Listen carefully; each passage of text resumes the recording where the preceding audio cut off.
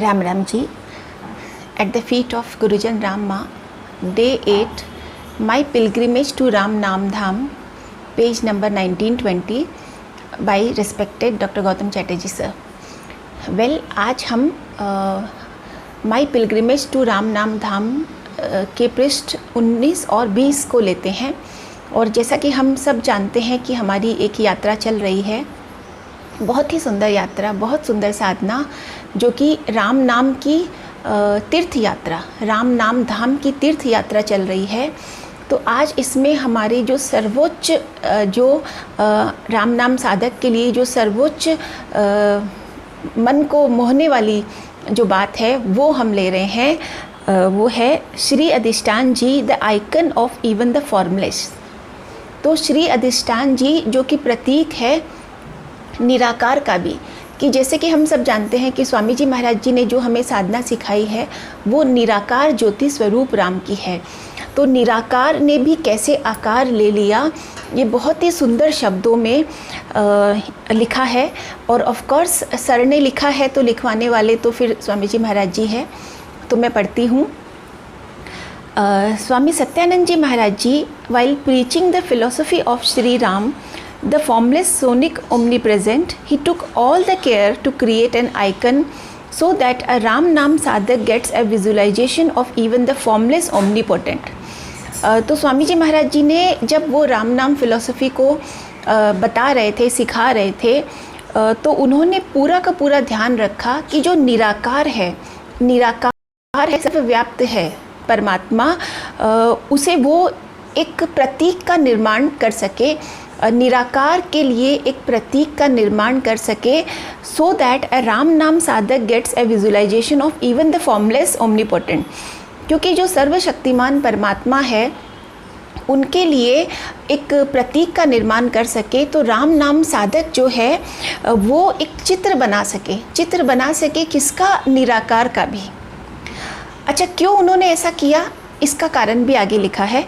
Hindu philosophy had no confusion in the context of Advaitwad, non-dualism and dualism, Dvaitwad, and there were no contra flow of ideas in its essence at the deepest level.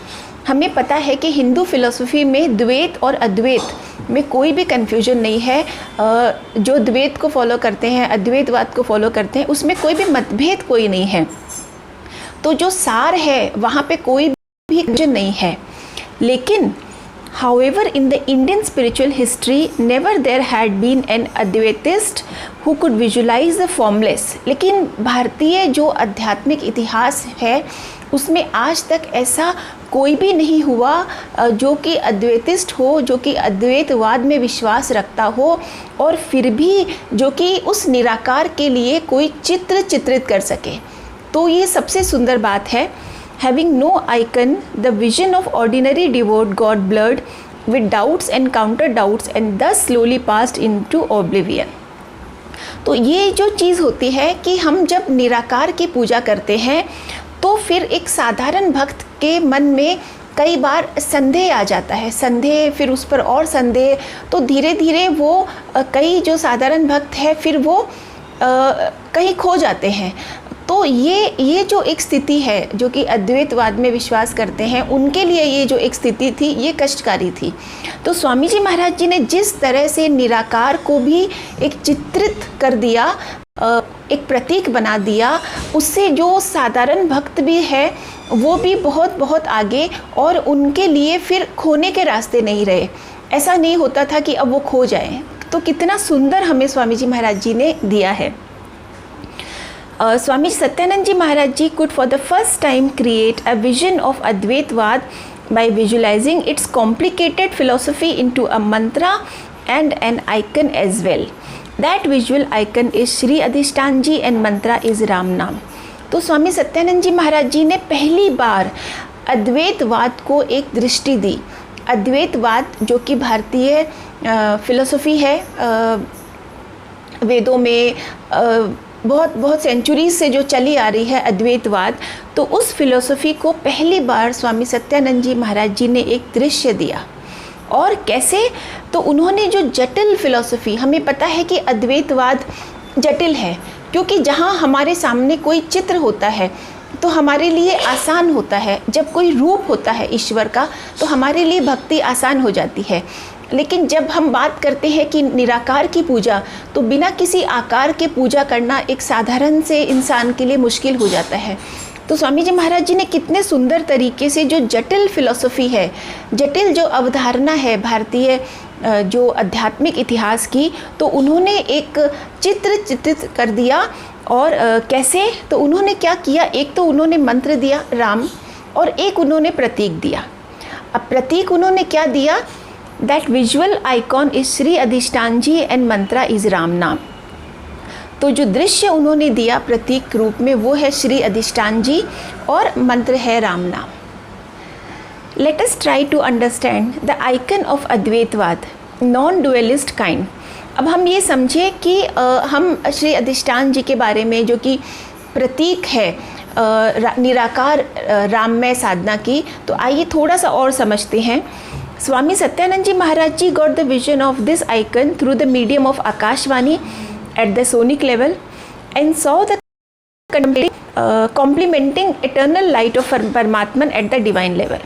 तो स्वामी सत्यानंद जी महाराज जी ने जो उनको दृश्य दिखा, कैसे आकाशवाणी के रूप में उन्हें आवाज़ आई, ध्वनि के रूप में, ध्वनि के स्तर पे उन्हें आवाज़ आई, और जो उन्होंने देखा वो देखा उन्होंने शाश्वत ज्योति को। तो जो उन्होंने देखा वो दिव्य स्तर पर, तो उन्होंने सुना भी और उन्होंने देखा भी।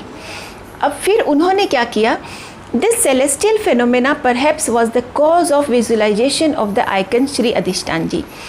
शायद ये जो दिव्य घटना थी ये शायद इसीलिए थी कि स्वामी जी महाराज जी विजुलाइज कर सके श्री अधिष्ठान जी को, कि स्वामी जी महाराज जी एक चित्र बना सके श्री अधिष्ठान जी का। इसीलिए ये दिव्य घटना हुई थी कि स्वामी जी महाराज जी को निराकार राम खुद ये देना चाहते थे। The sun is the embodiment of eternal light. हमें सबको पता है कि जो सूर्य है वो शाश्वत ज्योति का प्रतीक हम बोलते हैं। At the universal level the sun remains the centre of all manifestive life form. However beyond the sun there are many lights of solar kind.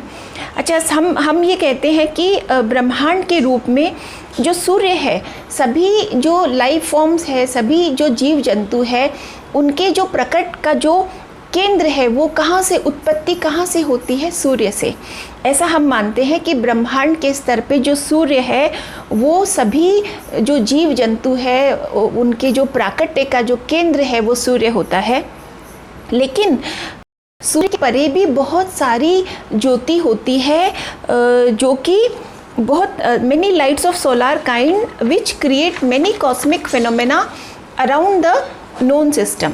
तो सूर्य के परे भी बहुत सारी ज्योति ऐसी होती है जो कि ब्रह्मांड में जो भी निर्माण होता है उसके पीछे की घटनाओं में वो शामिल है, जो कि हमें पता है। However beyond the solar system there is the most powerful divine light which is the embodiment of Purusha cosmic creator। ये तो हमें पता है, लेकिन जो हमें नहीं पता वो ये है कि उसके भी पीछे जो सोलार सिस्टम है उसके भी पीछे जो सबसे इम्पॉर्टेंट, जो कि मोस्ट पावरफुल, सबसे ज़्यादा सर्वशक्तिशाली दिव्य ज्योति होती है, जो कि पुरुष, हम कहते हैं ना कि सृष्टि का सृजन तो पुरुष, तो वो कॉस्मिक क्रिएटर जो ब्रह्मांड के जो निर्माण करता है वो है, और दिव्य ज्योति के रूप में। तो सोलार सिस्टम के परे भी जो क्रिएटर है वो है दिव्य ज्योति के रूप में। Now this cosmic light is something like the spiritual sun which make all of us breathe। अब ये जो कॉस्मिक लाइट है, ये जो ब्रह्मांड की ये जो ज्योति है, वो इसे हम आध्यात्मिक सूर्य कह सकते हैं, क्योंकि ये जो आध्यात्मिक सूर्य है इसी की वजह से हम सांस ले पाते हैं, सारे के सारे जीव जंतु सांस ले पाते हैं। तो अभी तक हमने जो देखा सार रूप में ये है कि जो सूर्य से उत्पत्ति होती है, केंद्र है सूर्य, लेकिन सूर्य की रोशनी के परे भी रोशनी है, और उस सारे सोलार सिस्टम के परे भी जो दिव्य ज्योति है वो है पुरुष क्रिएटर, जो कि ब्रह्मांड के सृष्टि करता है। और जो इस ज्योति को हम आध्यात्मिक सूर्य कह सकते हैं, क्योंकि यही आध्यात्मिक जो सूर्य है उनकी वजह से हम सब सांस ले पाते हैं। अब देखिए आगे, मैं तो एक्चुअली जब मैं इनको पढ़ रही थी तो ऐसे लाइक आई वाज मेस्मराइज्ड कि ये क्या, ऐसे लग रहा था कि पता नहीं क्या मिल रहा है। बहुत सुंदर। द ब्लू कलर, आप सब अगर चाहे तो श्री अधिष्ठान जी को विजुलाइज करें तो शायद और बहुत सारा आनंद आएगा। The blue colour with harmonise shades of circular strata signifies our traverse. जो श्री अधिष्ठान जी में ब्लू कलर है जो कि एक सर्कल में होता है, वो और उसके चारों तरफ फिर जो शेड्स होते हैं विभिन्न, पहले थोड़ा सा लाल, फिर थोड़ा सा ऑरेंज, फिर थोड़ा सा पीला, वो हमारे यात्रा की ओर इशारा करते हैं कि हमारी एक यात्रा चल रही है। यानी कि ब्लू कलर श्री अधिष्ठान जी का, उसके चारों तरफ गोलाकार रूप में जो विभिन्न शेड्स होते हैं रंगों के, पहले लाल, फिर थोड़ा ऑरेंज, फिर थोड़ा पीला, तो वो इशारा करते हैं कि हमारी एक साधना में यात्रा चल रही है। पर अब एक क्वेश्चन भी उठता है, but what is the source of this light, कि ये जो रोशनी आ रही है तो इसका सोर्स, इसका केंद्र कहाँ से, ये उत्पत्ति कहाँ से हो रही है। Well, the source is the beej mantra Ram which is placed at the centre of the spiritual sun. तो श्री अधिष्ठान जी को हम विजुलाइज करें, अपनी आँखों के सामने लाएं, तो हम देखते हैं कि ये जो उत्पत्ति हो रही है रोशनी की, उसका जो सोर्स है वो है बीज मंत्र राम। और वो राम कहाँ पे है? स्पिरिचुअल सन, आध्यात्मिक सूर्य के केंद्र में। तो हमें सबको पता है कि ब्लू कलर में जो राम, लाल रंग से जो लिखा जाता है राम, वो शब्द हमारे सारी उस रोशनी का उत्पत्ति का केंद्र है। लेकिन इसके भी आगे और बहुत सारी चीज़ें हैं। The Ram is sonic at the Arupa और फॉर्मलेस लेवल। तो राम तो निराकार में तो ध्वनि के स्तर पे है, निराकार जो राम है वो ध्वनि के स्तर पे है। Yet it is written, so it is shabd, sound and rupa the script. लेकिन फिर भी उसे लिखा गया है, तो लिखा गया है तो शब्द साउंड के स्तर पे आ गया, और लिपि, तो लिपि राम। आप देखिए कितना सुंदर लगता है कहने में कि राम ध्वनि रूप में, निराकार राम ध्वनि रूप में, और लिपि रूप में साकार Ram. It indicates the celestial sound Ram is the seed lying in the unmanifested form। ये इशारा, ये मैं एक एक लाइन पढ़ रही हूँ क्योंकि ये मुझे लगा कि बहुत बहुत अच्छे से समझने की ज़रूरत है, क्योंकि मैंने भी बहुत इसको टाइम लिया, और स्वामी जी महाराज जी की कृपा से ही शायद समझ आया थोड़ा थोड़ा अभी भी। तो ये इस इशारा करता है कि जो सेलेस्टियल साउंड जो है, जो दिव्य शब्द है राम, वो बीज के रूप में, अप्रकट फॉर्म में, अप्रकट रूप में और कॉस्मिक अप्रकट रूप में है। And cosmic manifestation takes place with the utterance of Ram Ram. तो ये इस तरफ इशारा कर रहे हैं कि जो राम दिव्य स्वर है वो प्रकट नहीं है, मतलब सुप्त अवस्था में है। तो कोई चीज़ जैसे सोई हुई होती है, जैसे बीज के अंदर पेड़ सोया हुआ होता है, तो वैसे ही जो निराकार राम है वो अप्रकट रूप में है, और फिर जब उसका उच्चारण होता है राम राम, तो फिर वो प्रकट होता है। Here the hidden philosophy indicates, यहाँ पे जो छुपी हुई जो फिलॉसफी है, छुपी हुई जो धारणा है, वो इस और इशारा करती है कि when in silence Ram remains in unuttered form in our system, and the stage of ajapa jap is the inactivated ram which remains smeared within and merges in the seed of inactive sonic energy।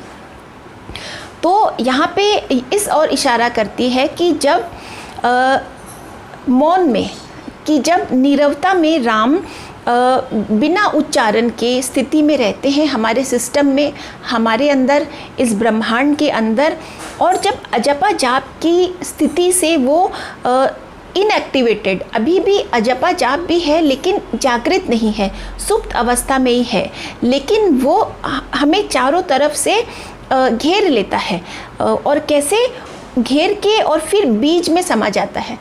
इसे एक बार मैं फिर से कहना चाहूँगी कि जैसे कि राम अभी बोला नहीं गया है, हमने बोला नहीं है राम, राम सुप्त अवस्था में है, फिर हमने उच्चारण शुरू किया राम राम, तो उच्चारण के स्तर पे जब वो आया और धीरे धीरे धीरे धीरे जब अजपा जाप बन गया तो अजपा जाप फिर हमारे अंदर अंदर अंदर पूरा समा गया, और समाने के बाद वो जो इनएक्टिव सोनिक एनर्जी है यूनिवर्स की जो सुप्त अवस्था है बीज रूप में राम के केंद्र की, तो वो फिर उसमें समा गया। The manifestive Ram is the Adinada from where all creation manifest as from seed the plant sprouts। और जो प्रकट राम जो है, प्रकट राम जो हम राम शब्द ध्वनि रूप में है वो आदिनाद है। तो यहाँ से सारे के सारे जो निर्माण शुरू होते हैं, उत्पत्ति शुरू होती है। जैसे कि एक बीज से जब एक प्लांट, बीज से एक पौधा जब निकलता है पौधे के रूप में या फिर धीरे धीरे पेड़ बन जाता है, तो राम आदिनाद, नाद के रूप में जब हम राम का उच्चारण यूनिवर्स में होता है तो वहाँ से सारा का सारा क्रिएशन उत्पत्ति शुरू होती है। और जब राम अनअटर्ड है, इनएक्टिव फॉर्म, सुप्त अवस्था में, वो है फिर अजपा जाप और उसके भी अंदर गहरे बीज रूप में। Then Ram emits its brilliance of light and the creativity of all kind come to the fore। तो जब राम से निर्माण होता है, अच्छा राम से निर्माण तो राम शब्द में भी हमें बताया है स्वामी जी महाराज जी ने कि अग्नि बीज है, सूर्य बीज है, चंद्रमा बीज है बीज रूप में। तो राम से जब उत्पत्ति होती है तो उनका जो प्रकाश होता है वो फैलता है चारों तरफ, चमकता है और सभी तरह के निर्माण होते हैं। ब्रह्मांड में जितना भी निर्माण है वो होता है कैसे, राम शब्द से। तो हम वैसे भी साइंस को भी देखें तो हमें पता है कि पूरा का पूरा जो निर्माण हुआ है वो sound energy, big bang theory को अगर हम देखें तो शब्द साउंड एनर्जी से ही निर्माण हुआ है। इतना साइंटिफिक स्वामी जी महाराज जी की जो फिलॉसफी है, इतना साइंटिफिक कि हर युग में बहुत ही सुंदर बात है ये। अच्छा, again from the plant the seed comes out and awaits another sprouting. अब एक प्लांट हो गया, उस प्लांट से फिर बहुत सारे सीड्स आते हैं। एक पेड़ से जैसे आम, फिर आम से फिर गुठली, फिर उससे और आम, उससे और पेड़, तो फिर ये कंटिन्यूस प्रोसेस चलती है कि बीज से वापस पेड़ और पेड़ से वापस बीज। Thus we see when the sound or the sonic energy of Ram wish to create, then it can manifest through different acoustic frequency and finally absorbs all his creation into the silence of non-creative state। तो हम ये देखते हैं कि जब ध्वनि ऊर्जा, जब शब्द ऊर्जा किसी भी चीज़ का निर्माण करना चाहती है तो उच्चारण के विभिन्न स्तर पे तरंगों से वो कोई भी रूप में निर्माण कर सकती है और फाइनली सारा का सारा जो अपना निर्माण है उसे वापस लेके और फिर सुप्त अवस्था में चली जाती है, जो कि सुप्त अवस्था यानी कि निर्माण कुछ नहीं। तो हम देखते हैं कि यूनिवर्स भी पता नहीं कितने बार, यूनिवर्स जो ब्रह्मांड है उसमें इतनी बार उत्पत्ति हुई होगी। हम अपने ग्रंथों में भी पढ़ते हैं कि प्रलय अवस्था में सब कुछ खत्म हो जाता है, फिर से नवनिर्माण शुरू होता है। तो ये सारा का सारा किन सिद्धांतों पे चलता है वो हम यहाँ पे देख रहे हैं। The शब्द रूप Ram at the center of Shri Adhishthan ji indicates that the alphabet of all creation is Ram. तो जो शब्द रूप राम है, श्री अधिष्ठान जी के केंद्र में जो राम लिखा है वो केंद्र है किसका, उसमें जो दो अक्षर हैं वो केंद्र है और वहीं से सबका सब जो निर्माण उत्पत्ति हुई है। और finally we long to get merged with the Paramatman within the silence. और अंत में हमारा अगर हम अपने आप को भी देखें तो राम राम हम बोलना शुरू करते हैं और अंत में हमारी ये इच्छा होती है कि हम परमात्मा के साथ मौन में हमारा विलय हो जाए, हम उनमें मिल जाएं।